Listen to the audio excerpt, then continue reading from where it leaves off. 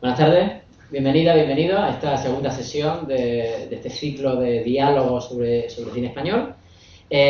Tras la primera entrega del pasado lunes, en el que de alguna forma, como les contaba, rompió un poco la idea de la cronología que intento seguir en esta serie de encuentros con docentes, eruditos, profesionales del mundo del cine, de la televisión aquí en Granada y posteriormente a Allende Frontera. Como digo, nos salimos un poco de esa estructura cronológica y lo hacíamos un poco en función de los Goya, que era digamos, el referente que teníamos la semana pasada, y nos centramos en la figura de Víctor Erice. Esta ocasión sí que ya recuperamos un poco la cronología inicial con la que yo quería plantear esta serie de diálogos, que es un recorrido lo más ordenado posible por la historia del cine español, bueno, para que sirva un poco de referente para entender, ¿no? Para saber dónde está el origen del cine español, cuáles son algunos de los pilares fundamentales, directores, películas, géneros, movimientos, etcétera, etcétera. Una evolución que nos va a llevar a la época contemporánea en esta primera entrega, y la siguiente, que empezará a partir del mes de septiembre, pues igual, pues veremos hacia atrás para intentar ser lo más didácticos posible a la hora de construir todo ese proceso. Hoy concretamente lo vamos a hacer centrándonos en la figura de un cineasta que, como el otro día comentaba José Fernández Duñá, es un cineasta que a él personalmente le gustaba mucho. Yo también comparto por él una especial predilección, y me agradó mucho que cuando Juan Baros, nuestro invitado de esta tarde, le propuse que eligiera de quién quería hablar y me propuso a Edgar Neville, pues la verdad es que más contento que unas Pascuas, ¿no? Porque realmente es uno de esos cineastas que creo que es un gran desconocido y una figura fundamental en la historia del cine español, por lo menos durante ese periodo importantísimo de los años 30, 40 y parte de los 50, por su originalidad, por la brillantez de muchas de las películas que hace, por lo sorprendente que es las cosas que nos cuenta en esas películas, y como tendrá la oportunidad de ir contando Juan, bueno, pues todas las características tan particulares que tiene su cine y su propia figura como intelectual de la época, como dramaturgo, guionista, director, etcétera, etcétera. Antes que nada, presentar a Juan Baros Zafra, que es, como digo, el invitado de hoy. Rápidamente leo un poco unas cuantas notas biográficas para aquellas personas que no lo conozcan o que no lo conozcan tanto. Juan Baros Zafra nace en Granada en el año 1969. Es licenciado en Derecho y en Filología Española por la Universidad de Granada y doctor en Filología Hispánica también por esta misma universidad. Actualmente es profesor titular del Departamento de Lingüística General y Teoría de la Literatura y coordinador de grado en Literatura Comparada de la Universidad de Granada. Es autor de los libros Alegoría y Metafísica del año 2007, Juan Ramón Jiménez en el Archivo Histórico Nacional, el volumen 1, Bonanza del año 2011, Estudios sobre la prosa de Diego Hurtado de Mendoza del año 2012, o La Guerra de Granada de don Diego Hurtado de Mendoza en su contexto histórico también de ese mismo año 2012. En 2016 editaron una antología comentada y anotada de las cartas de Diego Hurtado de Mendoza en la editorial de la Universidad de Granada. En diversas revistas especializadas de libros colectivos ha escrito artículos sobre San Juan de la Cruz, Juan Ramón Jiménez, Diego Hurtado de Mendoza, Dante Alighieri, pero también sobre historia conceptual, sobre aspectos culturales del siglo de oro o sobre la ciencia ficción. Un tema que hoy saldrá a colación, lo fantástico ligado a la figura de Edgar Neville, ¿no? Es autor de una serie de libros de aforismos, como por ejemplo Jugador de Ventaja del año 2000, Desaforado del año 2002, Mudo pez en el mar del año 2011 o El demonio meridiano del año 2021. Y lo más reciente que tiene es un libro de relatos que se titula Eclipse total del año 2023. Como digo, él va a ser la persona que nos va a guiar hoy por el conocimiento de este señor, cuya imagen tenemos aquí, una mítica foto de Edgar Neville junto a Charles Chaplin. Sí, es Edgar Neville junto a Charles Chaplin, no es un fotomontaje, es real. Además es el rodaje de Luces de la ciudad, esa obra maestra que dice Chaplin en los años 30, una película en la que intervino Edgar Neville, en la que parece ser que escribió varias de las escenas, incluso llegaron a rodar, pero que después a la hora final de hacer el montaje se suprimieron, ¿no? Un Edgar Neville que contaba en carta escrita a otro dramaturgo, en este caso granadino, como era José López Rubio, que estaba fascinado por Hollywood, que era muy amigo, de repente acababa de conocer a Mary Pickford, a Douglas Fairbanks, que estaba encantado, que era gente fabulosa, que con Chaplin había tenido rápidamente una especie como de conexión directa y que se llevaban muy bien, y que Chaplin le había dicho que compartían la misma visión del mundo del cine, que era un gran admirador y de repente también profundamente amigo de Ernst Lubitsch en ese mismo año, te estoy hablando de los años 20 en Hollywood, cuando él se traslada allí, y quizá con esto puede servirnos de punto de partida, Juan. Bueno, muchas gracias por acompañarnos esta noche y por aceptar la invitación que te hice. Creo que esto puede servirnos un poco de punto de partida para que responda un poco a la pregunta ¿por qué Edgar Neville? ¿Por qué has querido elegir a Edgar Neville? Decía Conchita Montes, la que fue su colaboradora, amiga, amante, todo un poco durante muchísimo tiempo en su carrera, le contaba en el año 76 a Diego Galán en una serie de entrevistas. Me imagino que muchos conocen a Diego Galán como una figura importante del cine español, un crítico, historiador, y que hizo un recorrido a través de una serie de entrevistas por la historia de nuestro cine, tanto hablando sobre directores como hablando con guionistas, directores, actores y actrices, ¿no? Bueno, pues en la entrevista a Conchita Montes, ella le decía que Edgar Neville se había adelantado un poco a su época, o muy posiblemente fuera la época la que se retrasó con respecto a él. Y cuando muere en el año 67, Antonio Mingote escribe lo siguiente sobre Edgar Neville, y como digo, es un poco el punto de partida y lo que te lanzo para arrancar a hablar, Juan. Escribe a Mingote lo siguiente: como empezaba por burlarse de sí mismo, podía burlarse de casi todo excepto de la crueldad y la injusticia que le enfurecían. Neville no aceptaba una cursilería, pero sabía que los pájaros iban a cantar porque cantan cuando les parece, sobre todo cuando no viene a cuento, que es lo que a Edgar le divertía. Juan, ¿por qué Edgar Neville? Pues, bueno, en primer lugar, muchísimas gracias por contar conmigo, muchísimas gracias por asistir.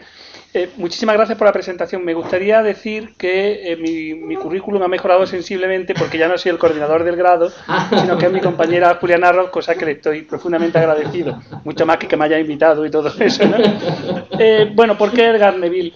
¿Por qué siempre Edgar Neville? Primero, por el humor. El humor de Edgar Neville es un humor agudo, pero nunca es áspero, nunca es agresivo, como por ejemplo el humor de Azcona. Y además es un humor que se muestra prácticamente en todo su cine, ¿no? En los diálogos punzantes, chispeantes, en la... ¿no se me oye? ¿Sí? A ver, no sé. ¿Lo tienes quitado? ¿No? ¿Tienes puesto? Pues entonces... ¿Sí? ¿Ahora sí? ¿Ahora mejor? No. No. No sé. A ver, espérate, si lo tienes muteado. A ver ahora. ¿Hola? No.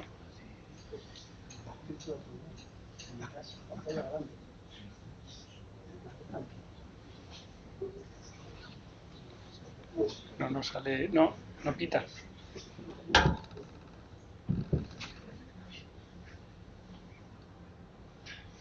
Pues debería, porque aquí está sonando. Sí, pero no. A ver, ahora.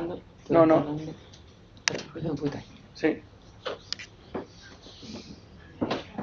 ¿Es que? ¿Lo cambias por este?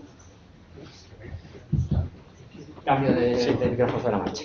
Me quito esto, vaya a ser que empiece a funcionar de repente, sí. Y se le parda. Bien, pues decía que en primer lugar por el humor. Un humor que es agudo, que no es grosero, que no es agresivo como el de Azcona, que se muestra en unos diálogos punzantes, extraordinarios, que prácticamente incluso los detractores de Neville lo reconocen como un gran maestro del diálogo, pero que se muestra también en la creación de unos personajes secundarios que proceden de la tradición del sainete y que prácticamente pues, roban la película en muchísimas ocasiones, e incluso en los decorados. Pensemos en los decorados saineteros de La vida en un hilo, en algunos decorados del Último caballo. Y quisiera también decir respecto al humor que el uso del humor, a pesar de que procede del sainete, tiene en su formulación una dimensión completamente distinta, y es la dimensión de la vanguardia, influido por ese gran amigo y maestro suyo que es Ortega y Gasset, en la deshumanización del arte, que considera el humor como un mecanismo de distancia frente a los propios mecanismos cinematográficos, ¿no? Es un cine que se burla del cine, y eso se ve en muchísimas ocasiones, los contrapuntos entre las tramas serias y las tramas saineteras dentro de una misma película, y al mismo tiempo es un humor que, lejos de buscar la burla de grupos marginales o de grupos regionales, como ocurre con frecuencia en el sainete, pues lo que busca es atacar lo cursi, lo burgués, etc., ¿no? Y en ese sentido hay un artículo que él escribe en la Codorniz. Codorniz es toda una revista también que comparte ese mundo del humor de él. Él colabora además desde el número 7, en la que dice lo siguiente: el humor tiene además una función social. Debe tener a raya a pedantes y a cursis, a engolados y presumidos. Es bueno que se sientan observados, vigilados, que sepan que de un momento a otro los vamos a sacar a la vergüenza pública en el momento del gesto más ampuloso de su discurso, en el banquete o en la frase más larga de su conversación. Dentro de, o unido a ese mundo del humor, por tanto, el ataque a la cursilería, ¿no? Y en ese sentido, otro artículo, no voy a citar, esta es la última cita que hago, lo prometo. Otro artículo del año 44, en esta ocasión en El Español, en la que hablando del humor, sobre todo de La Codorniz y de otras revistas humorísticas en las que él había participado, dice lo siguiente: se trataba de triturar una civilización burguesa y falsa que traía renqueando un siglo de cursilería y de convenciones, atado a los faldones del último chaqué. Sátira de las novelas románticas, de los folletines, de los sonetos a la rosa de té, de los señores con barba y chistera.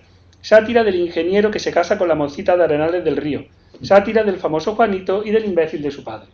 En este sentido, el ataque a lo cursi pues entra dentro de ese pensamiento vanguardista, feroz y antiburgués, aunque matizado en el caso de Neville por un profundo humanismo que lo separa de las propuestas más radicales, por ejemplo, de Buñuel o de otros autores contemporáneos. En tercer lugar, también vinculado a esto mismo por su rechazo de lo sentimental. Sus películas, sobre todo sus mejores películas de los años 40, son películas que incluso contando historias de amor son profundamente antisentimentales. Y ahí la distancia de la ironía, del humor, de la reflexión metacinematográfica funcionan de una manera extraordinaria. Es verdad que dicho esto, también creo que a partir del Último Caballo y en las películas que rueda en la década de los 50, el peso de lo sentimental se nota muchísimo más. Especialmente en El baile, que es una adaptación de su propia obra teatral, En mi calle, en fin, los títulos que van cayendo en esos años, que para mi gusto son los posteriores a su mejor época, que son los años 40, pues la melancolía, la nostalgia y lo sentimental sí van teniendo más protagonismo. En cuarto lugar, por su asociación casi perfecta, a mi juicio, entre alta cultura y cultura popular. Y esa unión de alta cultura donde se ve pues ese peso de la vanguardia, sobre todo, y la unión con la cultura popular, prácticamente en sus películas asistimos a una antología de los géneros musicales populares: el cuplé, la copla, el flamenco, la zarzuela, el chotis, etcétera. Todo eso se alía en un frente común contra lo que Umberto Eco llama el kitsch o el mizcal, ¿no? Todo ese mundo de lo sentimental, de lo cursi que antes hemos mencionado.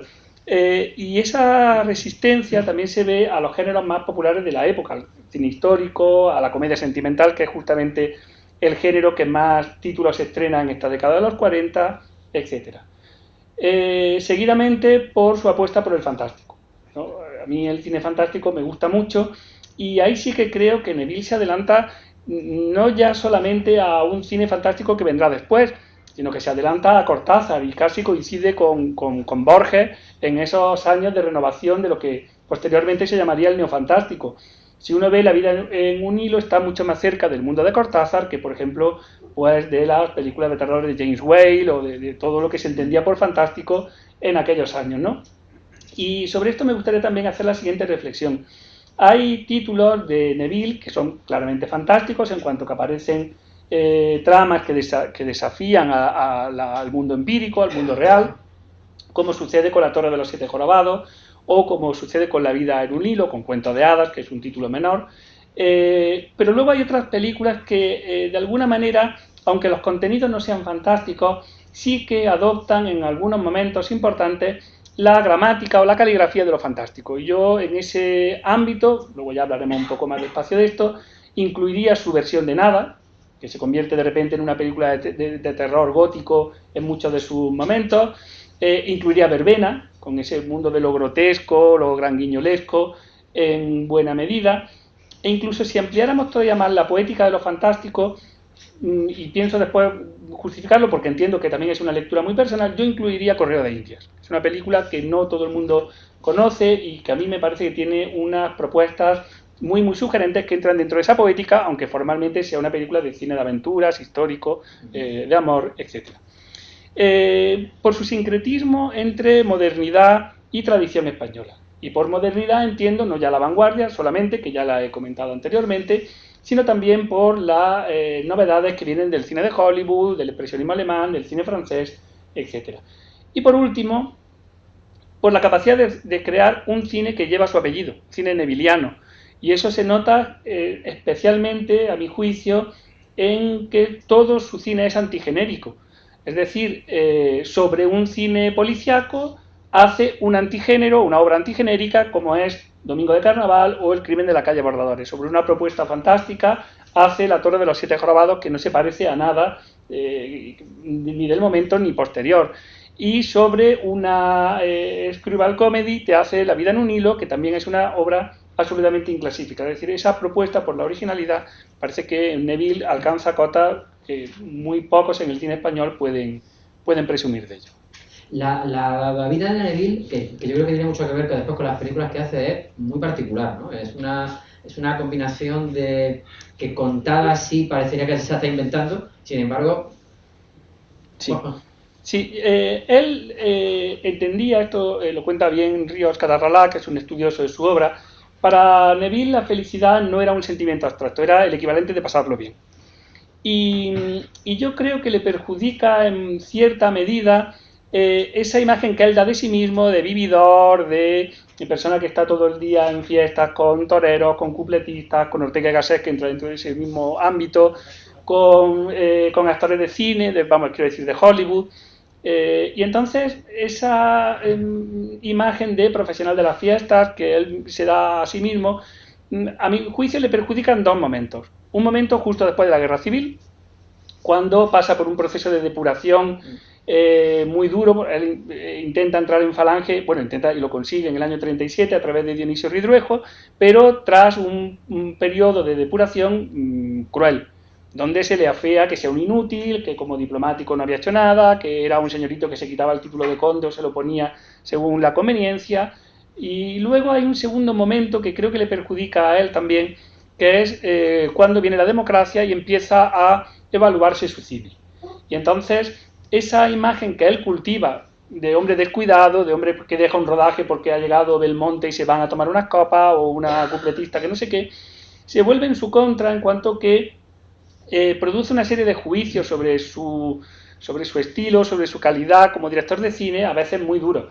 Hay un trabajo de Antonio Castro, que comentábamos antes, que ha muerto desgraciadamente hace poco, en el que Antonio Castro muestra o hace un ejercicio de reticencia retórica absoluto. La película está bien, pero la otra está bien, pero... Y en esos peros siempre entra un poco ese prejuicio sobre su, sobre su descuido o sobre su frivolidad, podríamos decir en términos más claros. Luego, en cuanto a su vida, ya lo comentabas al principio, él desde muy joven, estamos hablando de comienzos de los años 20, entra a la tertulia de Pombo, conoce a Gómez de la Serna, que es uno de sus maestros y de los individuos clave para entender algunos momentos de su cine. Ortega y Gasset, que es absolutamente esencial para entender su obra, tanto en su apuesta por ese humor que hemos señalado antes de vanguardia, como también para ver su apuesta por el casticismo, que también le viene un poco de Ortega. Y eso va mezclado pues con toreros, con cupletistas, García Lorca, que también conoce en ese momento, y al que le une pues una amistad, no sé hasta qué grado, como aquí está Andrés Soria, lo podrá luego precisar mejor, que, entre otras cosas, pues lo trae a Granada al concurso del Cantejondo en el año 22, y le une sobre todo una pasión muy grande por el flamenco. Luego hablaremos un poco de su película Duende y Misterio del Flamenco, que es importante como documental. Después de esos años un poco locos, se casa, también con otra aristócrata, igual que él. Que estudia aquí en Granada. Como comentábamos antes, que justamente este año se hace el centenario de que él acaba la carrera de Derecho en el año 24. Con esta carrera diplomática pasa a Washington y enseguida pues pide una excedencia y se va a Hollywood. En Hollywood entra a través de un personaje también bastante curioso, que es Harry de Abadí de Arras, que es un franco-argentino, valga la redundancia, también otro personaje estrambótico, que en ese momento es el que lo introduce en Hollywood, el que le presenta a Chaplin, el que le presenta a todos estos amigos. Hay que tener en cuenta que en esos momentos en Hollywood él entra con tanta fuerza que llega incluso a ir a fiestas con Randolph Hearst, o sea que no es menor, ¿no? Y luego él abrirá también y facilitará la entrada en Hollywood de otros directores y gente del cine españoles.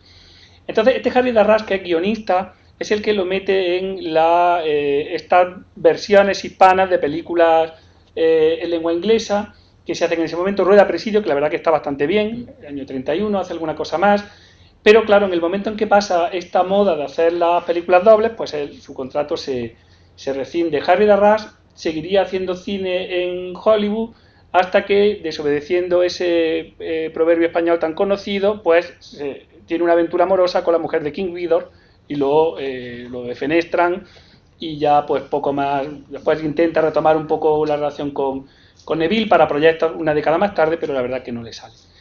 Y bueno, regresa a España, y como luego vamos a ir hablando de sus películas, pues quizás eso lo podemos dejar para más adelante. Sí me gustaría señalar algunos rasgos de su cine complementarios de lo que he dicho anteriormente.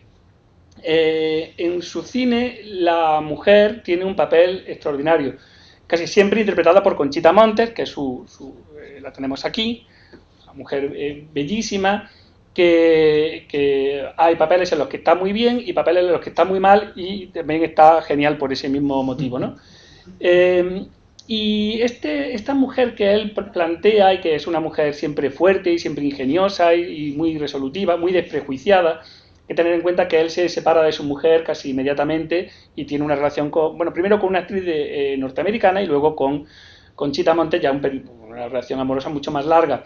Tiene como, para mi gusto, dos vertientes. O el modelo que viene de la zarzuela y de los géneros chicos, entonces pues es la mujer chulapa y extrovertida y descarada, ¿no? A la que pertenecería, por ejemplo, pues la Nieves Conchita Montes de Domingo de Carnaval, o la billetera que interpreta a Mari Delgado en El crimen de la calle Bordadores. Y luego el de la mujer sofisticada de alta sociedad, pero que de alguna manera se desclasa. ¿Cómo ocurre? Y el desclasamiento es otro de los temas interesantes o recurrentes en buena parte del cine de Neville. Y en ese momento, pues, en esa segunda opción, pues tendríamos la Conchita Montes de La vida en un hilo, de Café de París, y así, ¿no? Una suerte de Catherine Hepburn a la española, un poco tal, ¿no? No sé si podemos seguir avanzando. Sí, sí.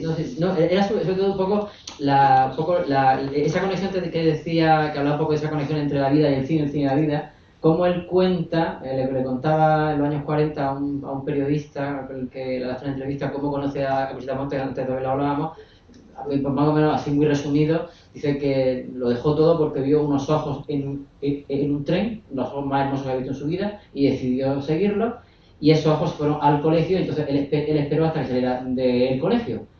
El periodista le dice, pero si ha estado no sé cuántos años en Nueva York, dice, claro, es que el colegio estaba en Nueva York.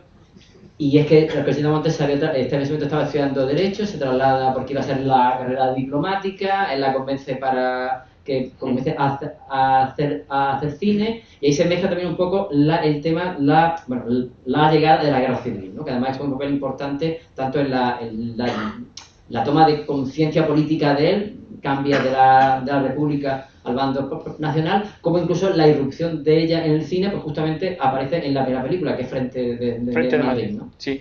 Frente de Madrid es una película que está basada en una novela corta de él que se había ido publicando por entregas. Y bueno, ya anteriormente La República había hecho El malvado Carabel, había hecho La señorita de Treveles, de Arniche, y algún título más. Pero bueno, Frente de Madrid quizás sea un poco la película que más se recuerda de estas primeras.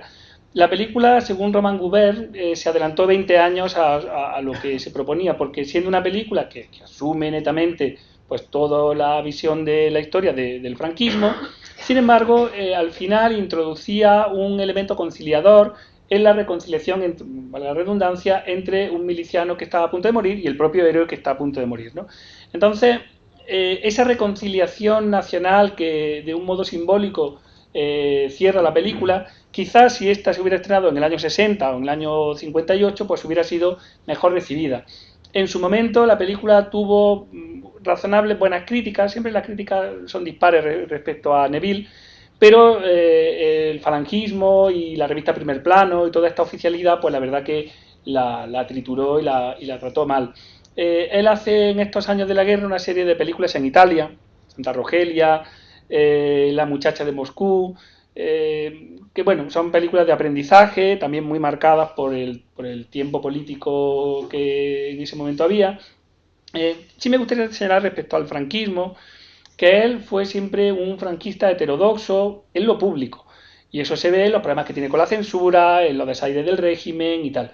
Y en lo privado sí que lo tildaba el franquismo como de una especie de teología de la cursilería. Y es interesante tener esta idea, porque luego viendo sus películas, ese ataque a lo cursi, hay que entender también una lectura política de ese rechazo a la cursilería. De hecho, hay un momento en La vida en un hilo en la que Mercedes, ¿no?, la protagonista, está en ese mundo que luego hablaremos, el mundo de Ramón, que es un mundo cursi, pedante, pequeño burgués, etcétera, y ella en su voz en off dice: todo era una mezcla de ordinariez y cursilería, ¿no? Pues esa mezcla de ordinariez y cursilería se aplica a lo que el régimen consideraba personas modélicas, ¿no?, como es este ingeniero, conservador, un poco pelmazo y así, ¿no? Entonces es interesante ver eso. Sí, fíjate, tendría que apuntar, si me permite, Sí. él cuando también en entrevistas en estos años, él dice, como buen español luchaba más en contra que por. Luchaba en contra del porvenir que me había hecho entrever los 7 meses del Frente Popular y por recuperar la paz y tranquilidad hasta el 31. Y Luis Buñuel preguntó también por puede ser que Max Au en La gallina ciega le da caña bastante, porque había empezado militando en la izquierda de la República, de repente se había ido a bando nacional, ¿no? Y Muñoz le dice: Edgar no fue fascista ni fue republicano, hizo siempre lo que le vino en gana, lo cual no es poco.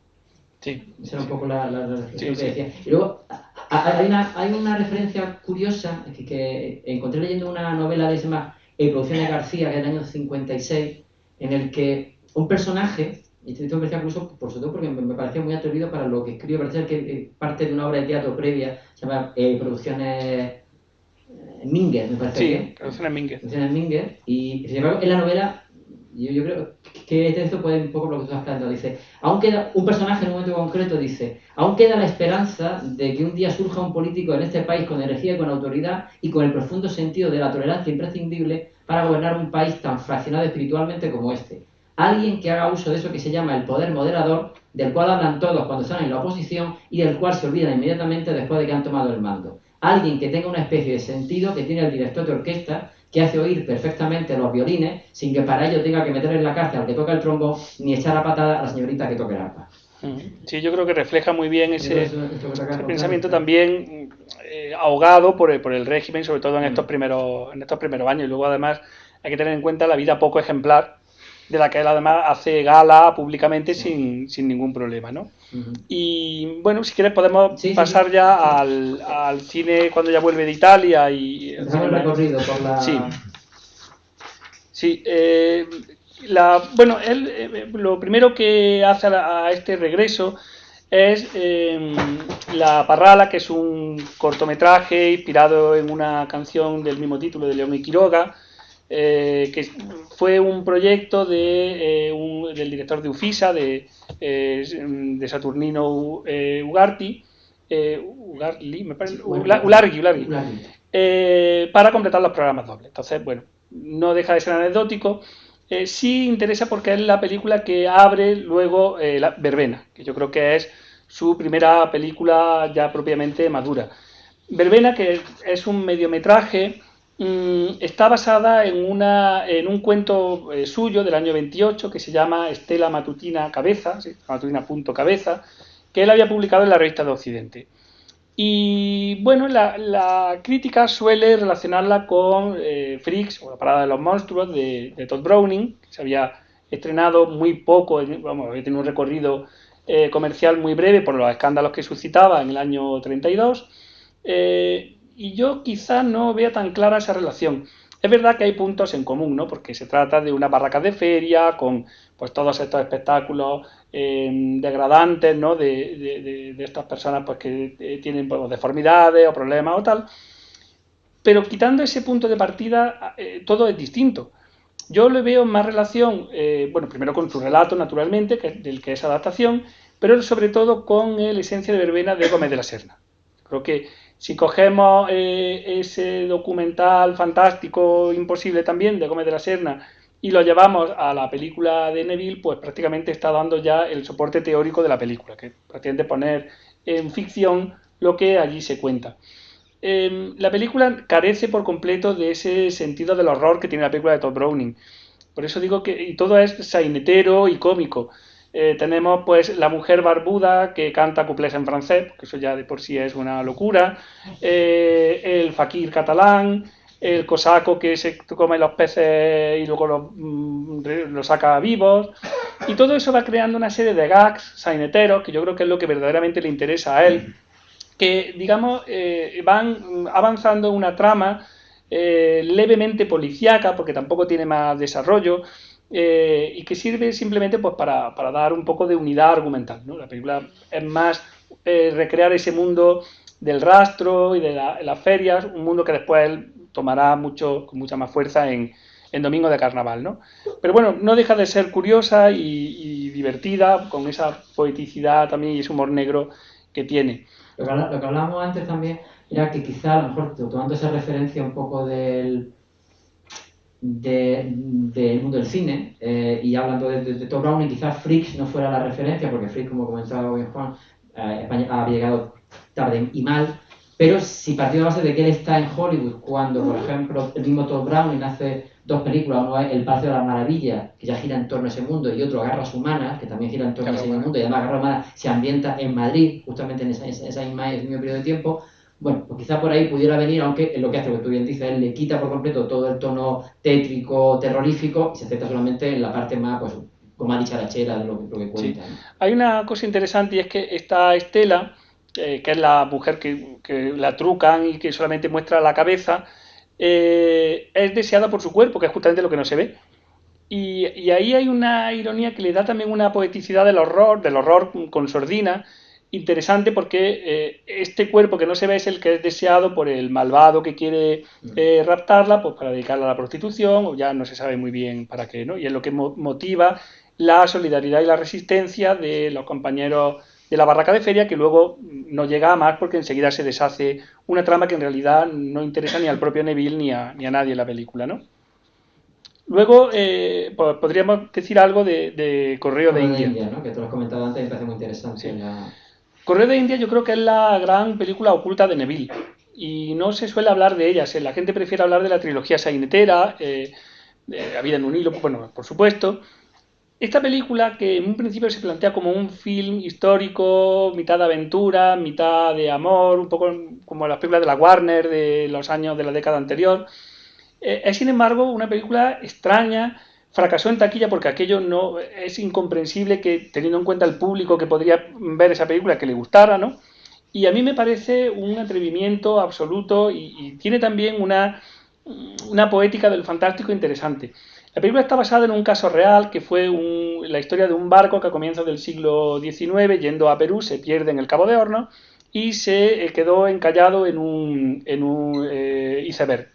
Y entonces, un tiempo más tarde, un barco italiano lo descubre y resulta que se encuentra momificado al capitán y al contramaestre, y a través de él, el cuaderno de bitácora, pues lee lo que ha pasado, ¿no? Que se encallaron, hubo un motín, se fue todo el mundo y lo dejaron allí.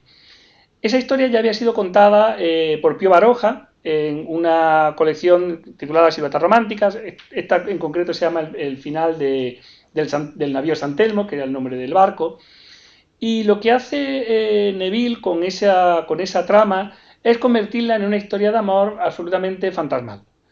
Él cuenta por una parte el viaje de ida a Perú, en el que el protagonista, que es el capitán del barco, lleva a la mujer del virrey allí al Perú. Esta mujer naturalmente es Conchita Montes. El encuentro, el amor que surge entre ellos. Y ahí aparece otro tema recurrente en el cine de Neville, que son los triángulos amorosos, en los que Conchita Montes está en la cima y dos hombres opuestos, no necesariamente enemigos, están en la base. Cuando llegan a Perú se encuentran que el marido está enfermo y que desea volver a España. Entonces, el viaje de vuelta, que termina en esa tragedia del iceberg. Sin embargo, lo que a mí me fascina es, primero, la película arranca con el encuentro del barco, en el que lo que encuentran en este caso, son marinos holandeses, no italianos. Lo que encuentran es los dos cadáveres abrazados y congelados. Esa imagen ya, para mi gusto, tiene un poder de evocación extraordinario. Un barco vacío, sin ningún tipo de provisiones ni nada, donde hay dos cadáveres abrazados, congelados, ¿no? Y entonces el diario de ella, no el cuaderno de bitácora, sino el diario de ella es el que permite descubrir todo lo que ha pasado. Entonces, a partir de ahí, es un largo flashback que tenemos una estructura paralela, viaje de ida, viaje de vuelta, y luego una coda de los dos amantes solos en el barco que van poco a poco muriendo de hambre hasta que terminan de esta manera, ¿no? Y tenemos dos películas en una, igual que en La vida en un hilo tenemos dos películas en una, que incluso en La Torre de los Siete Jorobados también tenemos dos películas en una. Por un lado, el viaje de ida, que es un viaje donde aparece toda esa fuerza sainetera, cómica, musical de Neville, porque además él ahí recurre a un método que es muy recurrente en el entremés de figuras si nos vamos al Siglo de Oro, y es que los personajes, por un determinado motivo, tienen que explicar quiénes son. Y entonces pues aparecen todos esos personajes estrambóticos, pues si recordamos, yo que sé, el juez de los divorcios de Cervantes, algo así, ¿no? Y entonces, la gente que embarca, como tiene que pasar un cuestionario de embarque, pues cada uno pues va contando su chiste y haciendo su gracia. Ahí está Julia Lajos, que aparecerá en buena parte de la producción de Neville, graciosísima. Entonces, el viaje de ida, que es la historia de amor que surge entre ellos, es un viaje marcado por el calor, por un lado, y por las canciones. Alegre, divertida, los galaneos de los personajes y así. El viaje de vuelta es justamente lo opuesto. Y ambos se reflejan y se repelen. Es un viaje que ya cuando embarcan los personajes y pasan ese interrogatorio, pues vemos que son personajes levantiscos, delincuentes, agresivos, y que eso va a determinar el regreso. Finalmente lo que se produce es una tormenta, el abandono y esta historia. Yo creo que esta película está mejor en guión que en película. La película está muy bien, pero quizá hubiera necesitado, aquí sí, un realizador, digamos, con más potencia visual para desarrollar toda esa historia fantástica que subyace a esta historia de amor. La película fue cara, técnicamente la compleja, y ahí la resuelve bien, y efectivamente no fue a verla nadie, porque la gente no quiere ver una película que los amantes aparezcan muertos desde el principio, ¿no? Afortunadamente todavía no se había inventado Titanic y había una esperanza de que el cine fuera mejor de lo que después ha sido, ¿no? Pero en fin. Luego hace Café de París, que es una película menor, que quizás tiene interés porque adelanta La vida en un hilo, prácticamente tiene un guión evitando lo fantástico muy, muy similar. Y luego ya podemos pasar, si quiere, a La Torre de los Siete Jorobados, que aquí la tenemos. Bueno, esta película es una raya en el agua. O sea, no hay nada que se le parezca en ningún sitio y todavía hoy día sorprende. La película está basada en una novela, y ahora explicaremos un poco eso, de Emilio Carrere, que era un señor, que era un metabohemio, era un bohemio de bohemios, un imitador de Verlaine, pero castizo, que lo que hizo fue, o sea, el hombre estaba un poco regular, y cuando llega a entregar la novela a la editorial, el editor lo que se encuentra es que empieza la novela, había un montón de páginas en blanco, y luego había dentro otra novela de él de otra cosa, que se llamaba Un crimen inverosímil. Entonces lo que hace es que el editor que contrata a un señor, Jesús de Aragón, que, digamos, de alguna manera le dé a eso una unidad y haga lo que pueda con aquello. Y lo que puede es, pues, una mezcla de, por una parte, la historia de un jugador al que se le aparece un fantasma que le permite ganar en el juego y que quiere que lo vengue de los que lo asesinaron, y por otra parte una historia deslavazada, folletinesca, de unos archicriminales que viven en una sinagoga que está en los subterráneos de Madrid y que se dedican a hacer ritos satánicos y cosas malvadas. La gracia que tenía ya la propia novela es la mezcla de lo sainetero y lo arnichesco con esos archicriminales de los folletines franceses, pues fantasmas, los vampiros, este tipo de cosas, ¿no? El proyecto es un proyecto de José Santugini, más que de Neville. De hecho, ya él había intentado hacer la película antes de la Guerra Civil. Y bueno, se encuentra con Neville, la presentan a la censura, por supuesto, eliminan todos los elementos de ritos satánicos, todo eso lo aligeran para que la censura pueda admitirla, pero a la censura no le gustaba la historia, no le gustaban dos cosas. Primero, lo fantástico. Y segundo, la posible lectura política de esos jorobados que están en los subsuelos de Madrid haciendo moneda falsa, que es a lo que se dedican, ¿no? Y no lo quería por dos motivos. Primero, porque si la historia se ubicaba en el presente, se podría entender que en el subsuelo de Madrid todavía quedaban maquis o resistentes o lo que sea. Pero si la película se situaba en los tiempos de la República, podría pensarse que los jorobados eran los propios franquistas. Entonces, lo que optó Neville fue por situarla en un pasado indefinido, de comienzos del siglo XX, en el que más o menos la verdad que se sitúan casi todas sus películas. O sea, es un Madrid ucrónico, así un poco inventado, y luego le obligaron a filmar, le hicieron un poco lo mismo que con El gabinete del doctor Caligari. Le obligaron a un final en el que se diera a entender que todo había sido las alucinaciones de un loco o así, ¿no?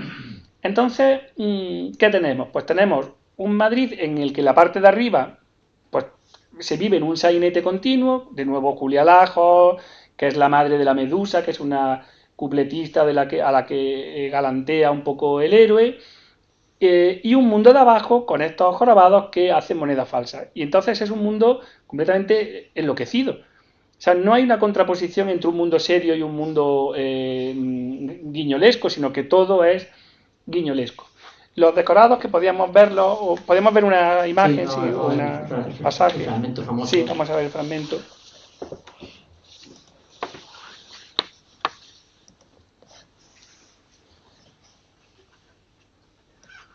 Lo comentábamos antes también, Juan y yo, antes. El héroe, que es Antonio Casal, que es el protagonista además de muchas de las películas de Rafael Gil, que es el prototipo de español de ese momento, entra en ese laberinto 1, pues hay un laberinto 2, como ha explicado ahora Juan, interesante ese juego con la conexión con esos folletines y esas películas de episodios de la época muda, Fantoma, Judas, etc. Y entonces cuando entra, de repente escucha un ruido y se oculta aquí. No sé si se puede ver la silueta muy de ilustración, casi muy de cómic, donde él está esperando a ver qué surge de aquí, ¿no?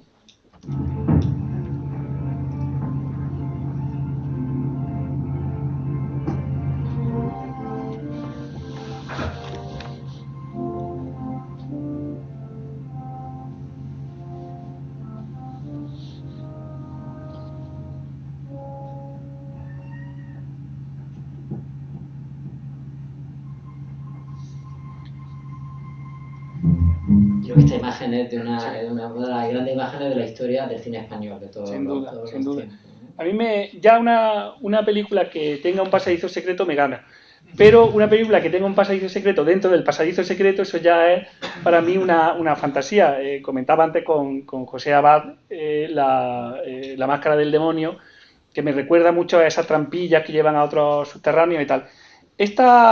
Los efectos especiales de este decorado los hizo Pierre Schill, que era un ruso que estaba exiliado en Francia y que cuando la guerra mundial se muda a Madrid y lo hizo pues construyendo una maqueta sobre un cristal para crear ese efecto, digamos, reflejo. Es el mismo efecto que luego se hizo para Narciso Negro de Michael Powell, que se hizo creo que 2 o 3 años más tarde, en 47 o 40 y algo. Y es el mismo efecto, pero quizá con peor resultado, que Neville volvería a emplear en la escena de la Gran Vía del Último Caballo. Para mi gusto queda un poco peor. Pero aquí esta mezcla de infierno de Dante, sinagoga extraña, todo eso es verdaderamente prodigioso. La idea brillante de que la torre sea una torre que va hacia abajo. Que va hacia abajo. Que va hacia arriba, ¿no? Sí.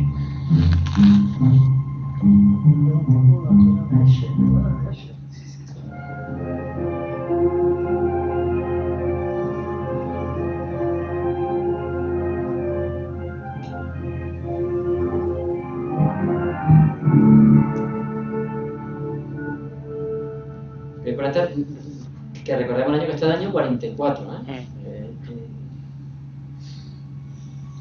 Y luego se supone que esa ciudad judía donde está la sinagoga al fondo, que está en el subsuelo de Madrid, ¿no? Los jorobados que están allí haciendo moneda falsa. Y luego hay un villano gótico imposible, porque todos los personajes de Neville son imposibles y los actores son imposibles en esos papeles, que es Guillermo Marín haciendo del malvado Sabatini, que es algo verdaderamente demencial, ¿no? Guillermo Marín es un actor que tiene gracia siempre, vamos, que no hable ni haga nada, ¿no? Y haciendo de villano gótico enamorado de la dulce Inés a la que secuestra, a la que secuestra de una manera que recuerda muchísimo el Nosferatu de Murnau, ¿no? Con esa sombra que va avanzando hacia la víctima, ¿no? La mujer, y luego el amor y la ternura que tiene hacia ella, siendo tan malvado y tal, pues es verdaderamente prodigioso, ¿no? Hay personajes como el arqueólogo enloquecido que está allí, o sea, fantástica.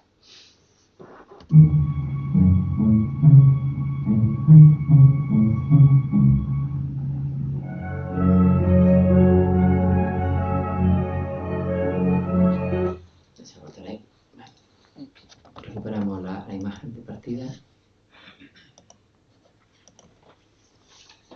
Pues, si quieres comentamos algo más, pasamos a Domingo de Carnaval. Pasamos a Domingo de Carnaval, que ya enganchamos con esa misma línea. Sí. Domingo de Carnaval es una película que se hace a propósito de las pinturas de la España negra de Gutiérrez Solana.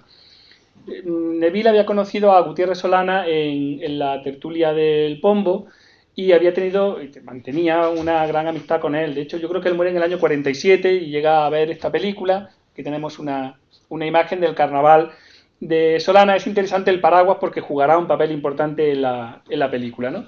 Entonces, la idea era llevar este mundo y también el mundo de Goya, del entierro de la sardina, a que luego veremos, aquí tenemos el cuadro de Goya, y se puede incluso comparar con una de las imágenes de esta imagen, prácticamente pues remite, es un cruce entre ambos cuadros. La idea era mostrar que España no duele, no duele, sino que lo que da es miedo, y lo consigue.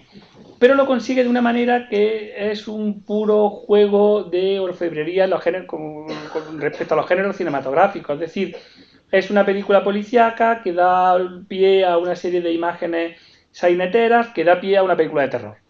Porque da la sensación de que estos personajes, eso lo dice muy bien Franco Torre en su estudio sobre Neville, que estos personajes no es que estén celebrando el carnaval, sino que están siempre ahí, esperando a que lleguen los incautos, los desgraciados, y es el mundo de esa España negra del vinazo, la resaca imposible, los chulos, las prostitutas, los delincuentes de baja estofa, en una especie de zona casi en el sentido de Tarkovsky, o sea, de lugar completamente al margen de Madrid, que funciona con unas leyes propias, incluso casi unas leyes naturales propias, como es el rastro y luego los Altos de San Isidro. Aquí, de nuevo, hay que mencionar no solo a Solana, sino también a Gómez de la Serna. Gómez de la Serna tiene una serie de textos sobre el rastro, en el que habla de que eso es un mundo aparte, al margen de cualquier mundo, cualquier convencionalismo social, etc. Tenemos la primera colaboración de Neville con Fernando Fernán Gómez, que luego repetiría en El último caballo, y que, ya lo comentábamos también antes, para mi gusto es el genuino heredero del mundo de Neville. Con una voz propia, naturalmente, distinto, pero esa mezcla de la alta cultura y de lo popular, etcétera, me lo recuerda muchísimo. De nuevo, un Guillermo Marín imposible, y mucho más imposible una Conchita Montes que hace de vendedora del rastro. Y es la vendedora del rastro más increíble, o inverosímil, mejor dicho, que se pueda ver, ¿no? Todo ese mundo de la máscara, de la crueldad, está bien. Lo que decía la censura cuando se le presentó el guión es que no se entendía muy bien lo que pasaba y no se sabía al final quién era el que había cometido el asesinato del principio. Neville corrigió un poco el guión, pero la verdad que hay que estar muy pendiente para darse cuenta de quién ha matado verdaderamente a la anciana esta del comienzo, porque en realidad tampoco le importa. Y aquí hay de nuevo una subversión del género policíaco que va todo en una fluido hacia un final, ¿no? Que es el que lo justifica todo. Aquí no, aquí el final da lo mismo, porque lo que importa más es esta captación de ambiente. Esta imagen me recuerda mucho al Pinocho de Disney, y particularmente a la escena en que el honrado Juan y su ayudante están vendiendo a los niños que después van a la isla de los juegos, ¿no? Eso me parece, vamos, un parecido, sobre todo la máscara de extraordinaria. La película tuvo bastante éxito de crítica, de público, fue quizá una de las películas que mejor funcionaron en Neville. El personaje de Nieves que interpreta Conchita Montes luego se repetiría con otra actriz, con Mari Delgado, en El crimen de la calle Bordadores, y bueno, en general pues eso, no sé si comentar algo más, pero si quieres podemos comentar lo que también hemos hablado antes. Lo contaba Fernando Fernán Gómez y después también lo contaba en eso que comentaba antes Juan al principio de, bueno, como que el propio Neville decía que era muy descuidado y que como que él reconocía que actuaba más como productor que como director, ¿no? Entonces, más que volcarlo todo a hacer las cosas bien, que les salían baratas, ¿no? Entonces, contaba Fernando Fernán Gómez y también lo comentaba el propio Neville, que durante el rodaje de Carnaval aprovechaba que estaba en el mismo estudio, estaba haciendo otra película con Fernando Fernán Gómez y entonces le pagaba menos porque aprovechaba que cuando Fernando Fernán Gómez no estaba, el personaje de Fernando Fernán Gómez aparecía con máscara y mucho más alto, Sí. y cuando Fernando Fernán Gómez podía estar, entonces sí le pagaba y aparecía sin máscara, con lo cual se ahorraba y de esa forma pues digamos, arreglaba el problema de tener a un actor o no en rodaje, ¿no? Y no le importaba mucho, por lo que hablábamos, ¿no? Que era más alto, descaradamente más alto, ¿no? Daba igual. Daba igual. Sí, lo importante era un poco eso, ¿no? El efecto general, ¿no? Sí. Esa es la secuencia del baile, Sí. que es verdaderamente extraordinaria. Allí hay una Julia Lajo desatada. Julia Lajo siempre está bien, ¿no? Y yo creo que en esta película, particularmente en esa secuencia es donde está mejor. Está divertidísima, graciosísima, estupenda, ¿no? Y un Guillermo Marín que le da así un poco de réplica que también están francamente bien. ¿Qué le pasamos a La vida de Hilo, que es la otra joya, ¿no? Sí, la gran joya sin duda de Neville. Esta fue una película en la que él intervino pues como director, como productor y como guionista. Y tenía tanta fe en la película que él envió el libreto traducido al inglés a George Cukor con la idea de plantear una posible versión en Hollywood. Neville, y esto indica un poco ese pensamiento de Neville tan extravagante y sobre todo lo que comentaba antes de la relación con los géneros cinematográficos.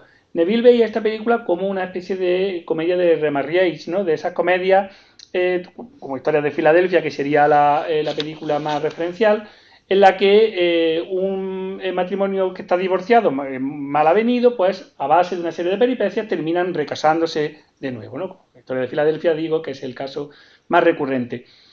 Y es curioso que él viera su película así, porque claro, yo me imagino que cuando esto le llegara a George Cukor, que me imagino que no lo leería, pero cuando lo leyera una secretaria o alguien, pues se daría cuenta de, primero, es verdad que hay una parte que puede recordarnos a ese cine de Hollywood por los diálogos ingeniosos, las réplicas punzantes, todo eso, ¿no? Pero, por otro lado, hay una parte sainetera de humor genuinamente hispano, que eso es incomprensible fuera de aquí. Además, hay un elemento fantástico que lo hemos comentado antes.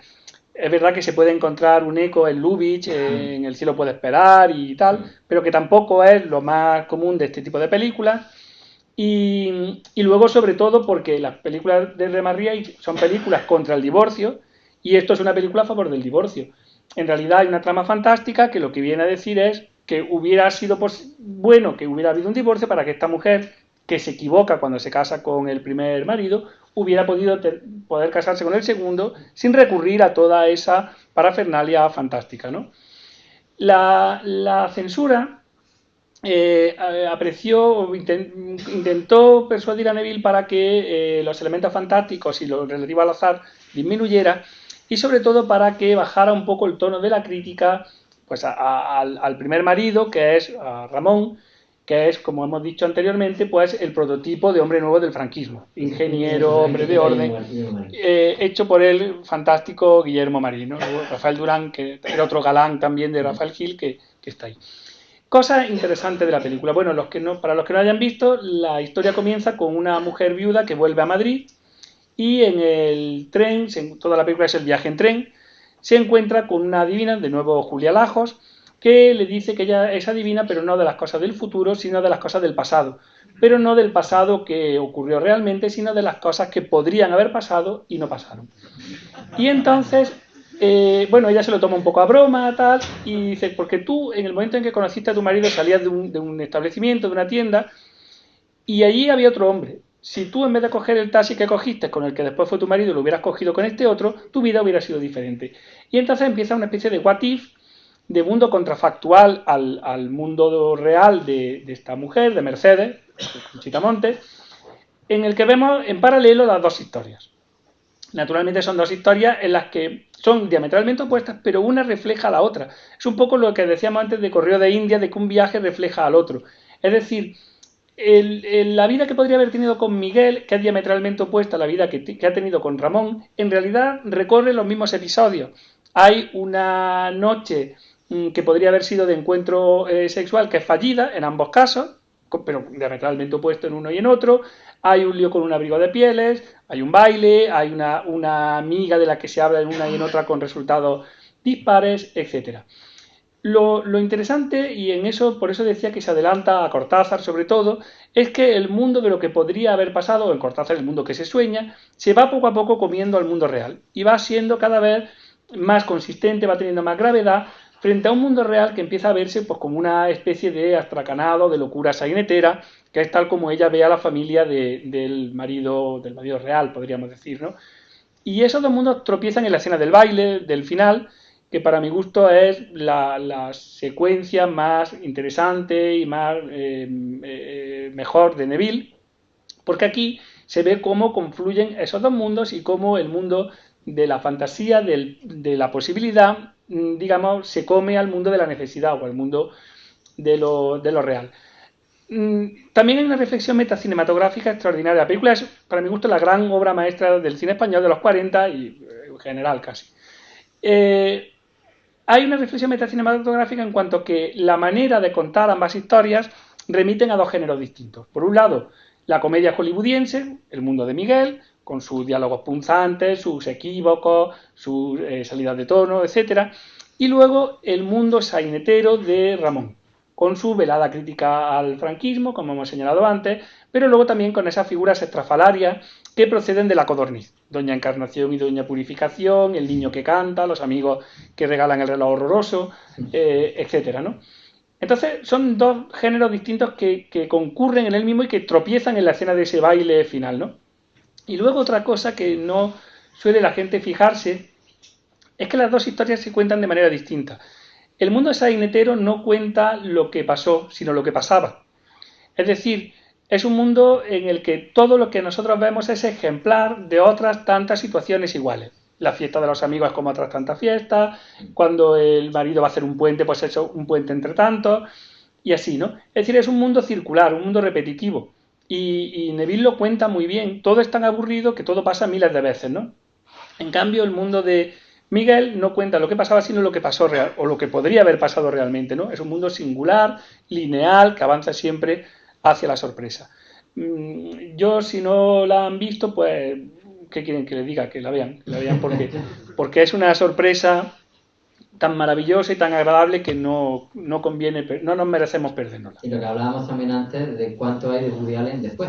Sí, justamente porque a mí Woody Allen me parece también, casi muchas de las cosas que hemos dicho de Neville se podrían decir de Woody Allen, otras no. Y Woody Allen es un director de cine fantástico y tiene muchísimos títulos fantásticos. Melinda y Melinda es la vida en un hilo, prácticamente, quizá peor, mucho peor que La vida en un hilo. Pero si vemos a Alice o La rosa púrpura del Cairo, que quizás sea su título fantástico más conocido, el presupuesto es el mismo. El mundo real es desplazado por el mundo de la posibilidad, ¿no? Es un planteamiento que no remite al fantástico tradicional, sino más bien al neofantástico. Por eso entra Cortázar, ese mundo en el que la realidad se pliega sobre sí misma, ¿no? Porque como hemos dicho antes, el mundo de Ramón se pliega sobre sí mismo y en esa distancia, con esa ruptura, crea el mundo de Miguel, ¿no? Como el ansia o la aspiración de ella no realizada, porque su vida es un aburrimiento. Y todo eso yo lo veo, Alice o La rosa púrpura del Cairo parten exactamente del mismo presupuesto, creando además personajes antitéticos, ¿no? El marido y el enamorado que sale del cine, etcétera, ¿no? Me parece que es una película que se adelanta muchos años a todo ese tratamiento del fantástico que hemos comentado. Vamos, si quieres, a una pequeña referencia, si quieres, a los crímenes bordadores para cerrar con la parte que hablábamos antes. Sí. El crimen de la calle Bordadores, aquí la tenemos, es en buena medida un regreso a Domingo de Carnaval, pero desde otros presupuestos. Aquí ha desaparecido Solana, pero se mantiene el mundo de esos crímenes un poco estrafalarios, que en realidad, cuyo desarrollo en realidad no interesa a nadie, porque eso es una excusa para mostrar otras cosas. La película está basada en un crimen real que se produjo en 1888, en el que una una viuda rica es asesinada y robada, y entonces pues la investigación lo que descubrió fue un mundo de chulos, prostitutas, un hijo chiflado, en fin, ladrones y tal, ¿no? Y era un guión que ya había intentado hacer Neville antes de la Guerra Civil con el título de El crimen de la calle Fuencarral, que es donde verdaderamente sucedió este suceso. No pudo por la guerra, luego intentó rehacerla con el título de El crimen, pero se fueron cruzando estas otras películas de las que hemos hablado y finalmente terminó convertido en El crimen de la calle Bordadores. Cosas que a mí Esta creo que es mi segunda película favorita después de La vida en un hilo. Cosas que me interesan. Bueno, como vemos no está Conchita Montes, está Mari Delgado, que luego volvería a aparecer en nada, porque Conchita Montes tenía en ese momento unos compromisos teatrales que le impedían hacer la película. Mari Delgado creo que está mejor de lo que hubiera estado Conchita Montes, hace el papel de la billetera y representa pues ese papel femenino de mujer independiente, inteligente, etcétera, pero achulapado y no de alta sociedad como interpretaba Conchita Montes en las otras películas. Y la película es, a mi juicio, una excusa para dos cosas. Primero, hacer una antología de la música popular madrileña de ese tiempo, y entonces aquí tenemos pues el chotis ese con ese título tan maravilloso de Cuadros disolventes, que ya el título me parece genial. Tenemos zarzuela, tenemos una habanera preciosa que canta Mari Delgado, tenemos copla, en fin, tenemos un poco de todo. Y por otra parte, mostrarnos el Madrid galante inventado parcialmente del mundo de Galdós. Galdós es el escritor favorito de Neville y él no se sentía con la suficiente entidad como para llevar una de sus novelas al cine, pero sí para reproducir un poco el espíritu de ese Madrid de los años 80 o 90 del siglo XIX, ¿no? Y aquí se ve, ¿no? Entonces vemos pues los galanteos del Retiro, que en ese momento estaba recién abierto al público, porque antes era del rey, vamos, de uso exclusivo del rey. Vemos el Teatro Apolo, que luego vemos como arde en mi calle, o sea, ahí hay una conexión de un universo compartido de Neville que aparece en otro momento. Vemos los cafés, las calles, en Madrid de los Austrias, y luego vemos la bombilla que era un lugar que por el día pues era de paseo de los niños y de recreo y esparcimiento, pero por la noche era un lugar de galanteos, de relaciones de baile, de relaciones con más o menos prostitutas, etcétera. Y eso lo cuenta muy bien Neville, ¿no? Y creo que la película es un recorrido por ese Madrid del 19 que a él tanto le gusta y que a él tanto se inventa, que es verdaderamente extraordinario. Y tengo que decir que Manuel Luna hace un papel de chulo, para mi gusto, absolutamente insuperable. Uno de los grandes actores también que dio el cine español, que tiene el cine español en esos años. Sí. Y quizás el elemento interesante también que comentábamos era la conexión que tiene, en este caso, después, ya cuando, digamos, quita la parte de la trama, la poca trama que puede interesar, para hacer el Duende Misterio de este flamenco, pero ya centrándose directamente en la parte de los bailes, de los cantes. En todo caso, ahí lo que crea es pequeñas historietas mínimas, pero ya sin necesidad de tener una trama lineal, ¿no? Sí, son entradillas más bien a ese catálogo inmenso del flamenco que él hace. Si quieres seguimos por orden para no... Perfecto, sí, no, ya lo sí. Porque entonces, ahora ya tendríamos, bueno, pues esta interesantísima adaptación que hace de la novela de Carmen Laforet. Iba a decir, a mí esta también me gusta mucho, pero es que a mí esta también me gusta mucho. O sea, es que está muy bien. Esta versión de nada, bueno, Carmen Laforet había escrito esa novela que todos hemos leído en el bachillerato, maravillosa, que es premio Nadal en el año 45, y la que se encarga de hacer la adaptación y los diálogos y todo eso es Conchita Montes. Entonces, este es un proyecto más de Conchita Montes que de Neville. Aunque sería interesante ver el guión de Conchita Montes para contrastarlo con lo que luego vemos en la película. Problemas, pues que la censura quitó media hora y la dejó en 77, 78 minutos. Y esta escena me recuerda a Psicosis, lo hemos comentado antes. Si cambiáramos aquellas figuritas por pájaros disecados, prácticamente estaríamos en ese mismo mundo. Hay cosas más, bueno, ahora comentaremos. La cuestión es que esa mutilación de la censura pues desdibuja muchísimos aspectos de la novela que aquí no encontramos. Por ejemplo, en la novela hay un elemento estructural que es el hambre. Aquí, aunque los personajes pasan privaciones, no se ven con ese hambre atroz de la novela. Por otra parte, se desdibuja también toda la prehistoria de los personajes, es decir, esos antecedentes de la guerra civil y todo eso que en la novela tienen bastante peso, En la película se transforma solamente en unas vagas referencias y poco más. También se quita mucho de la vida universitaria de Andrea. Aparece, por supuesto, como contraposición al mundo de la casa, de la familia, pero no tiene la entidad ni tampoco el interés que tiene el mundo de la familia. La muerte de Román, que aquí lo vemos en la película, la muerte de Román, que en la novela es un suicidio claro porque se corta el cuello con una navaja, aquí se presenta como un accidente que él, no se sabe hasta qué punto, voluntario o no, que él se cae por el hueco de las escaleras, de esa corrala en la que viven. Pero, a mi juicio, lo más destacado de esta película es que convierte una película existencialista en una película de terror gótico. Vamos a ver si quieres el comienzo para que veamos lo que quiero decir. Gracias.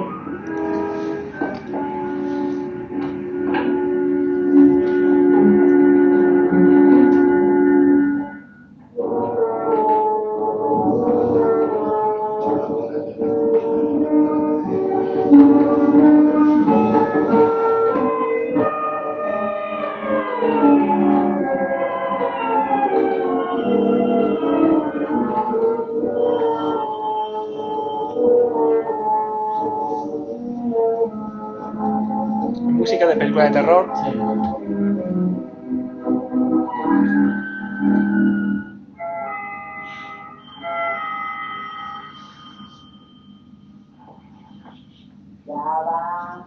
Ya va. Pasa, Gloria. Que no se enteran muchos de la hora que voy. Pero yo no soy Gloria. Entonces, ¿tú quién eres? Abuela, ¿no me conoces? No. Soy Andrea. ¿Andrea? Sí, su nieta. No pude llegar esta mañana como había escrito.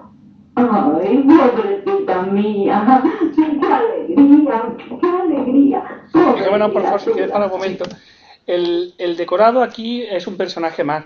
La cantidad de líneas que hay cruzadas, de aristas, de puntos de fuga rotos, prácticamente en cada plano de la casa, ¿no? Los contrapicados también que son continuos y que crean pues, ese ambiente opresivo y, para mi gusto, como digo, vinculado a la gramática del fantástico como mínimo, ¿no? ¿Eres Andrea? Soy tu tío. ¿Qué tal, sobrina? Muy bien, muchas gracias. Andrea, Andrea. Bueno, ya está bien, mamá, ya está bien. Buen plantón nos viste esta mañana. ¿Cómo es que vienes tan tarde? Es que no pude encontrar billete más que para este tren. ¡Qué trastorno! Una muchacha tan joven y sola a estas horas. Ya está esta bruja estropeándolo todo. Estarás cansada, ¿verdad? Sí, un poco. Hay que preparar una cama para la señorita. Mira, Andrea, esta es mi mujer. Me llamo Glory. ¿Cómo estás? ¿Qué es eso de daros la mano? Abrazaos, hijas. Tienes miedo. Vamos a dormir, que es tarde. A mí me encanta. O sea, ese tiene miedo es un revulsivo tremendo. Y luego, igual que la novela gira en torno al tema del hambre, la película gira en torno al tema del miedo. Al miedo que se tienen unos personajes a otros, al miedo a defraudar a la amiga. En fin, el mundo del miedo está muy casi omnipresente, podríamos decir, ¿no? Algún crítico la ha relacionado con el Cuarto Mandamiento, sobre todo por un personaje tiránico que está siempre en lo alto de una escalera que domina a todos los de la casa.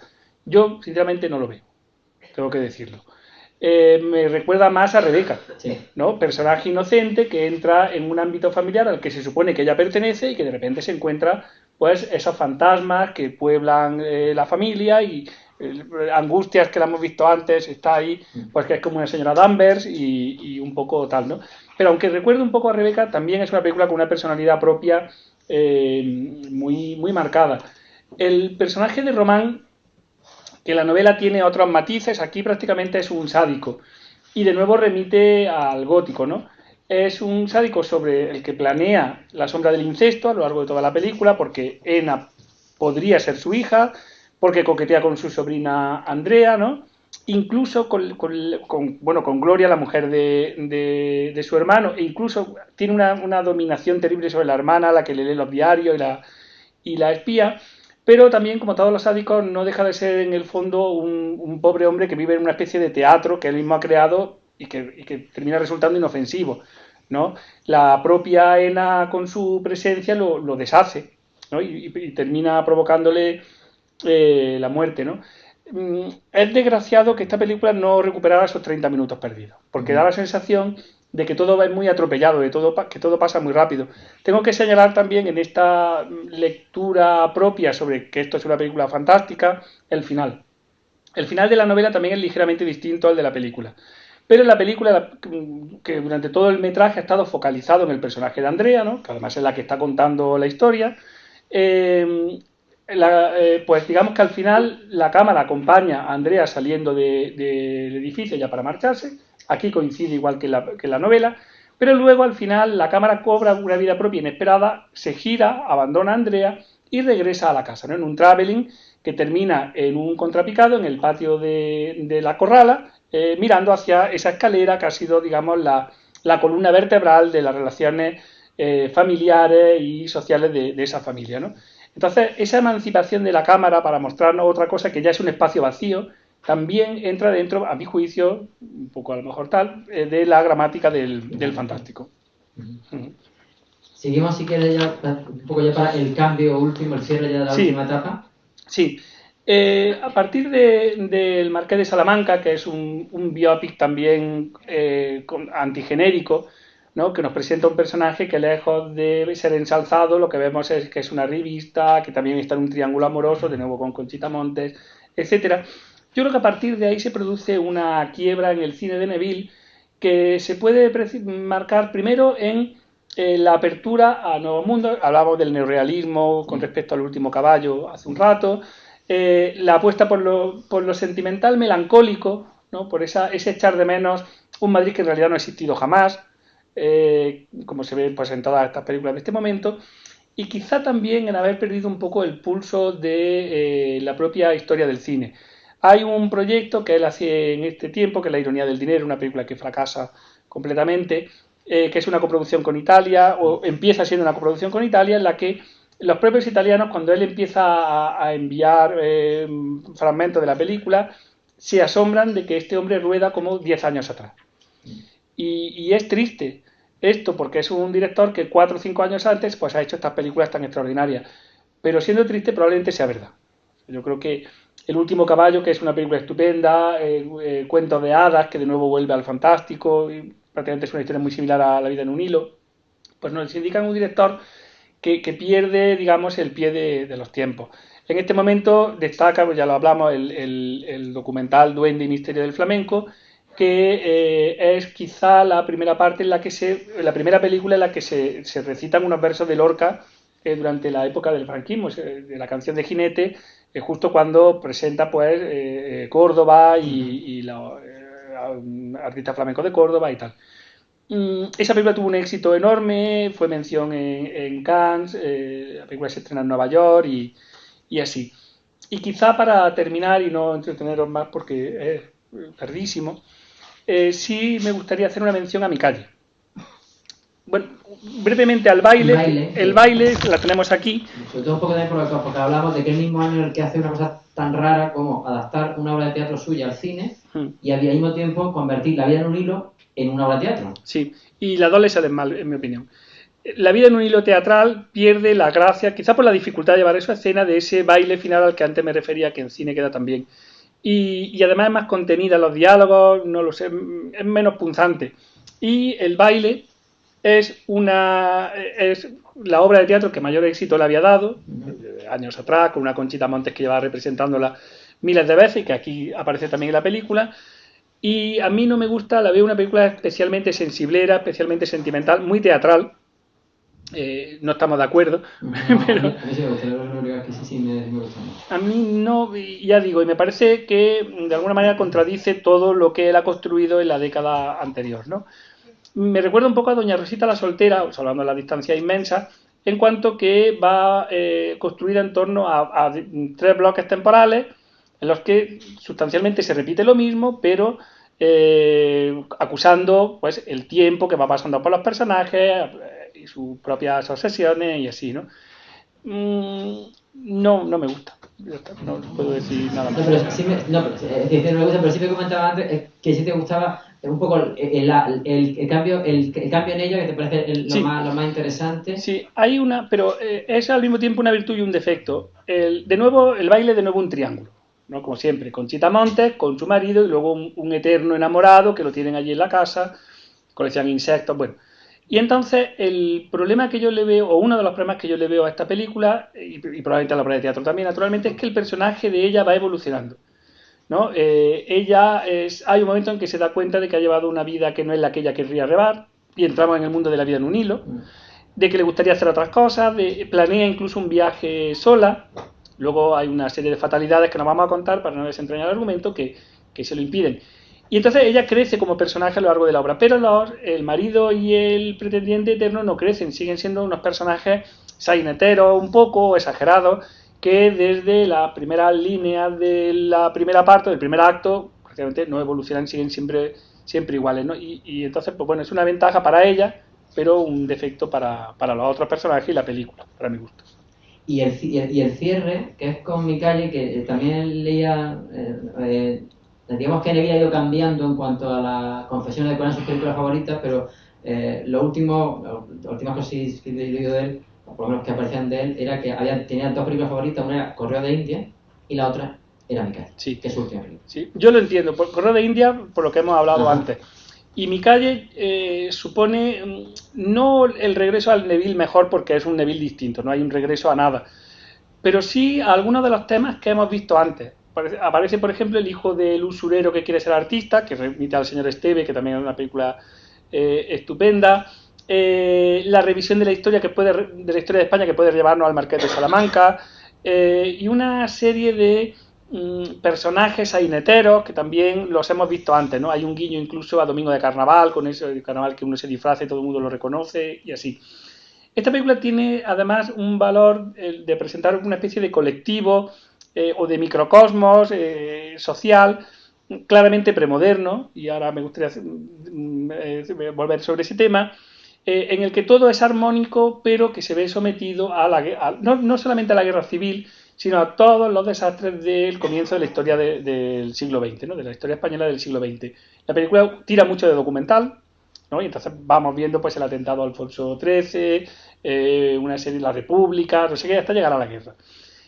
Uno podría pensar, bueno, asume la visión del franquismo en que claramente pues el Frente Popular son los malos, los comunistas son los malos, todo eso, es cierto. Pero sobre todo lo que verdaderamente transmite es un sentimiento netamente antimoderno, que también veíamos en El último caballo, quizá en El último caballo mejor que en ninguna, ¿no? Es decir, Neville lo que reacciona es contra la modernidad. Me parece hasta cierto punto una rendición frente a sus postulados anteriores, porque la tradición popular en el Neville de los años 40 servía para lanzar el discurso hacia adelante, con esa mezcla de la vanguardia y la presencia de Ortega y Gasset y tal. Y aquí no, aquí parece que se mete en esa especie de bucle melancólico, de recuerdo del Madrid anterior a la Gran Vía, ¿no? a 1917, y entonces, siendo una película muy interesante, con unos elementos sórdidos, potentes que están ahí, el intento de suicidio de la criada de la Candeja embarazada y la abandonan, el hecho de que la hija creo que es del usurero, se pasa toda la guerra en un burdel. O sea, hay unos elementos en los que la película no quiere hacer trampa y muestra la dureza, y bueno, sobre todo un momento que comentábamos antes, que es fascinante, ¿no? Porque hay una voz en off que es un trasunto de la suya, ¿no? Mi barrio era así, mi calle era así y tal. Y entonces hay un momento en que aparece el hijo del marqués, que es Gonzalito, el nieto del marqués, que es Gonzalito, que también es un trasunto del propio Neville, que tiene ahí momentos cómicos muy divertidos y tal. Y toda la película funciona como una comedia costumbrista, con esos elementos saineteros que hemos visto, coral, etcétera.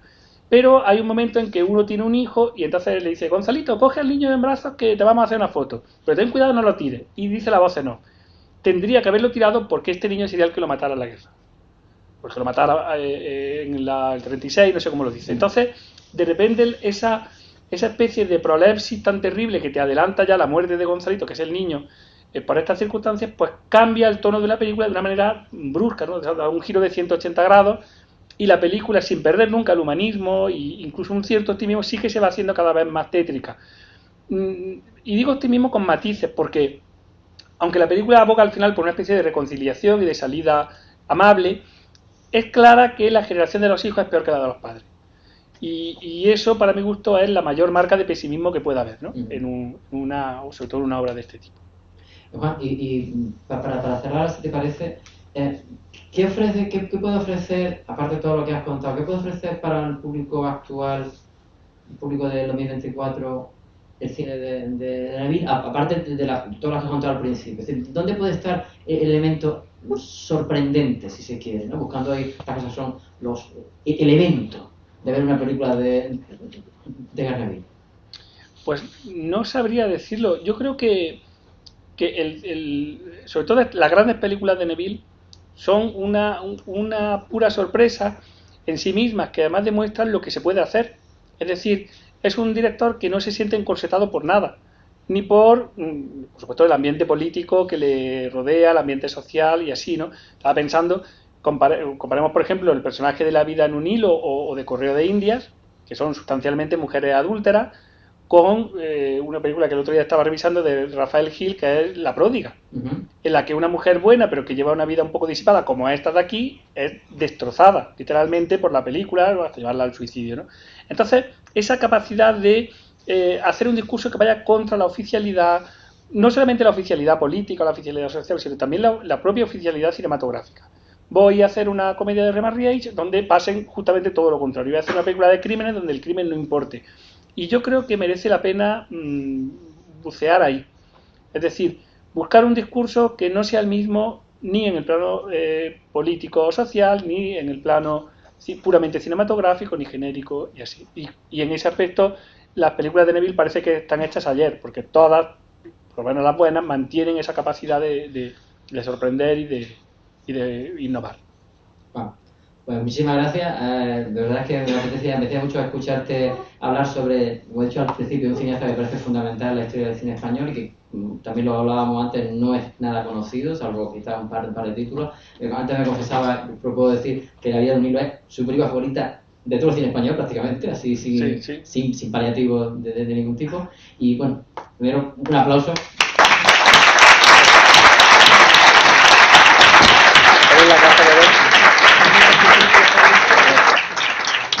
Y ahora hago un primer turno de si queréis comentar algo, preguntar si quieren comentar algo sobre lo que hemos oído, o lo que hemos visto. Sí, ahí. Bueno, yo no es sobre lo visto, pero aprovechando que es catedrático, perdón. Soy titular. Es, profesor de literatura en la universidad. Sí. Pues quiero aprovechar, saber su opinión sobre, aparte de que hemos hablado sobre el tema cinematográfico, él como escritor de novelas y relatos cortos, que no sé qué le parece así brevemente, si le gustan más sus novelas o sus relatos cortos. En fin, no sé. Bueno, puedo empezar diciendo que no me gusta nada su poesía, que es horrible. Y me gusta... Decía Fernando Fernández Gómez, también leí el otro día una cosa que decía su poesía era tan delgada como una lágrima. Yo no sé si es la forma poética de decirlo, era que era delgada porque era poca, o era delgada porque no tenía nada, pero lo acabas de decir. No, era una especie como de Campoamor en cortocircuito, o sea, era el espanto. Pero me gustan quizá más algunos cuentos. Creo que es fundamentalmente humorístico, de nuevo juega con la ciencia ficción, por ejemplo, ese cuento medio largo, que es Eva y Adán, que le estuvo a punto de inhabilitarlo, le pusieron una multa, creo que de 1.000.000 de pesetas, no sé, una disparate en la época porque la consideraban irreverente, y incluso fue a juicio y tal porque lo querían inhabilitar para escribir, para hacer cine, para todo, ¿no? Y está bastante bien. Y luego hay otros cuentos que no han aguantado bien el paso del tiempo porque están muy vinculados pues a las circunstancias de la época, a la codorniz y a todo esto. Pero hay un cuento que es, para mi gusto, una obra maestra, que es El dulce peso. No sé si lo recuerdas o lo has leído. El dulce peso es una historia de un flechazo amoroso, cuento muy brevemente, de un flechazo amoroso de dos así que se conocen, se enamoran y se casan, ¿no? Y entonces están ya en la noche de boda y ella se ha quedado dormida sobre los brazos de él, ¿no? Y él está pensando, y todo es un monólogo interior. Sí. Qué maravilla, qué feliz soy, qué delicada es, cómo la quiero, qué guapa es. Y de pronto ve que se le está durmiendo el brazo. Empieza como a darle así golpecillos y ya pasa a un discurso de odio feroz, ¿no? Esta tía es una cabezona horrible. Incluso hay un momento en que dice, quizás pueda con la otra mano alcanzar el revólver que tengo en la mesa de noche. Y luego ella se gira y ya se le queda la mano bien y ya vuelve de nuevo al discurso de la adoro, la quiero, no sé qué, ¿no? Es muy Woody Allen. Es muy Woody Allen. Es muy Woody Allen. Y tiene varios de ese que es para mi gusto es el mejor, ¿no? Quizás haya pasado un poco el tiempo por esa literatura, quizás, pero siempre hay piezas salvables, no sé si estamos de acuerdo, pero... Y ahí te pregunto, a ver, ¿y como dramaturgo? Pues yo es que aquí, como no nos oye nadie, diré que tampoco soy muy fan del teatro en sí, ¿no? Entonces no sabría decirte, yo no he visto ninguna representación de sus obras, he leído El baile y he leído La vida en un hilo, y La vida en un hilo me gusta más la película y El baile no me gusta ni en un caso ni en otro. No sabría decir. Desde luego él tuvo mucho más éxito como dramaturgo que como director de cine, ¿no? Porque él como director de cine de lo que se nutría no era tanto de la taquilla como de los derechos de doblaje. Hay que decir una cosa interesante, Neville nunca tuvo un premio grande y nunca tuvo una declaración de película de interés nacional que le hubiera dado una dimensión mucho mayor a su cine y mayor rentabilidad económica. Siempre tuvo premios muy secundarios y un trato bastante malo en la calificación de sus películas. En el momento en que esas películas dejaron de darle ese rendimiento a través de los derechos de doblaje, se desintoxicó por el cine, ¿no? Se lo decía Fernando Gómez, dice, yo hago películas porque me dan 1 millón cada película que hago, aunque esté puesta en cartelera a lo mejor pues una semana, 10 días. También hay que decir que en el sistema de protección del franquismo de los años 40, que copia a Mussolini fundamentalmente, había una cuota de pantalla, pero esa cuota de pantalla era muy perversa porque te daban al exhibidor tenía que tener una semana mínimo de película española por cada 6 semanas de película extranjera, pero si se pasaba con la película española no le aumentaba, o sea, no le mantenía las 6 semanas de película extranjera, sino que le robaba días, con lo cual, salvo que fuera un taquillazo enorme, no se mantenían, lo cual era francamente de locos, ¿no? Y bueno, pues son esas penurias que en ese momento se producen en el cine, que tendrían también que hacernos reflexionar un poco sobre las condiciones del cine español a lo largo de su historia hasta el día de hoy, ¿no? No, te preguntaba de dramaturgo porque él confesaba que le preguntaban que era un director para él, y decía el director tiene que ser sobre todo un dramaturgo, es decir, que construir bien la historia, que la técnica hasta los más tontos la podía aprender. Que creo que emplaza un poco lo que comentaba al principio de esa especie de que quitarse peso, de decir, bueno, es que hacer cine es fácil, es que yo soy muy descuidado, tal y cual, que eso no es tan relativo, y que también comentábamos antes que es un discurso muy parecido al que hacía Berlanga. Berlanga también decía que él descuidaba mucho lo que hacía, y cuando uno ve la película de Berlanga, algunas son muy descuidadas, pero otras francamente no lo son. Entonces es un poco una especie como de pantalla que pone hacia la gente. Sí, es como si uno se toma en serio por lo de Hitchcock. Yo hago cine para llenar una sala de cine. Tú haces cine porque le sale muy bien y nos encanta. Claro, sí. Son esa especie, o como cuando Cervantes decía que era un mal poeta, ¿no? La gracia es que no le quiso dar el cielo. Oiga, que es una manera de hablar, sino que se lo piense, que él se cree que es muy bueno, ¿no? Sí. Y no debemos tomarnos en serio esos desplantes o esas bromas. ¿Hay más? Nada. Bueno, pues Juan, lo he dicho, muchísimas gracias. El próximo lunes, tenemos la continuación, en este caso con Manuel Trenzado, que anda por aquí, y con el que dejaremos un director y centraremos en una película, nada menos que una de las películas míticas de la historia del cine español, como es Raza.